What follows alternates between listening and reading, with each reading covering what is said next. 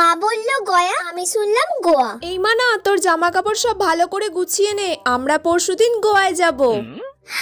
Wow, আমরা পরশুদিন গোয়ায় যাব। মা, খুব মজা হবে তাহলে, সবাই মিলে আমরা গোয়ায় যাব। আসলে ওখানে গিয়ে তোর ঠাকমা তো মানত করেছে তোর দাদুর জন্য তপস্যা করবে। ঠাকমা দাদুর জন্য তপস্যা করতে গোয়া যাবে? মাথাটা তো খারাপ হয়ে গেল নাকি? তোর যা জামা কাপড় আছে সব গুছিয়ে নে। ও মা, আমার সব গোছানো কমপ্লিট।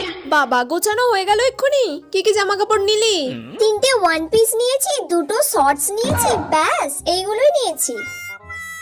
এই মেয়েটার কি মাথাটা তা খারাপ হয়ে গেছে নাকি? ও গয়ায় যাবে, গয়ায় গিয়ে শর্টস পরবে, ওয়ান পিস পরবে।